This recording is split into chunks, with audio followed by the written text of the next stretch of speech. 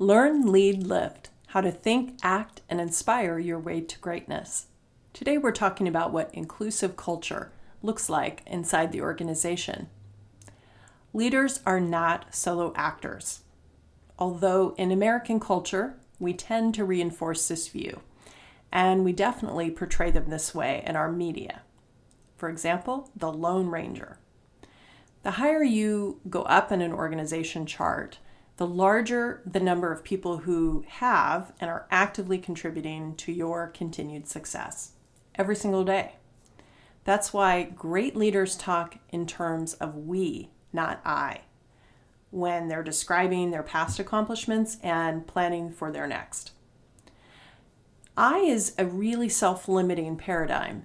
Leadership that does not inspire us collectively to achieve things beyond what we thought was possible is limiting, and leadership that doesn't cast a wide net of potential beneficiaries rings hollow at its core.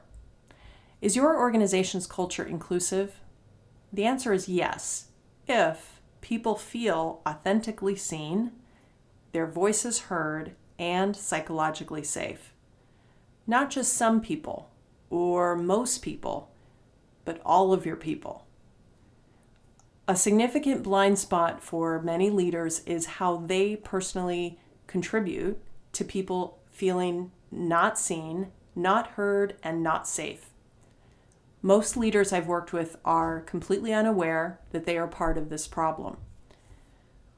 Leaders cannot afford to be naive about this anymore, literally.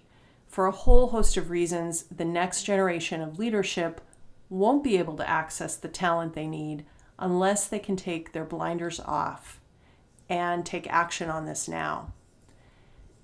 This isn't easy. Taking your blinders off means you have to be willing to confront and wrestle with your own personal discomfort, frustration, anger, shame, guilt, and other negative emotions around these issues on an ongoing basis.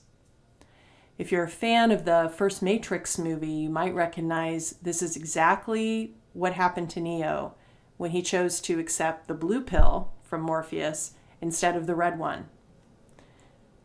Is creating more conscious leaders enough to build inclusive culture in an organization? Sadly, no.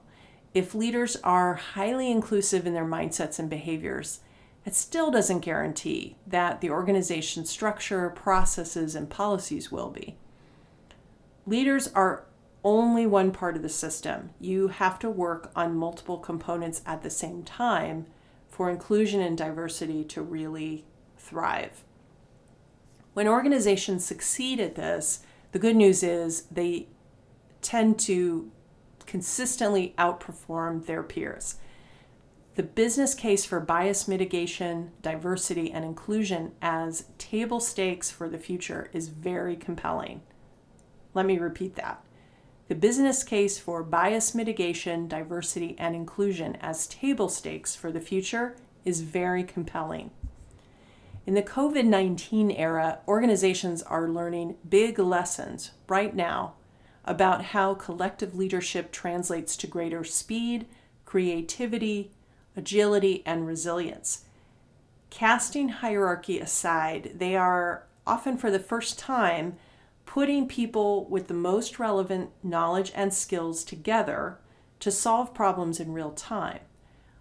Worrying about what school someone went to, whether English is their first language, whether they're male, non-binary, gay, straight, Muslim, Jewish, etc.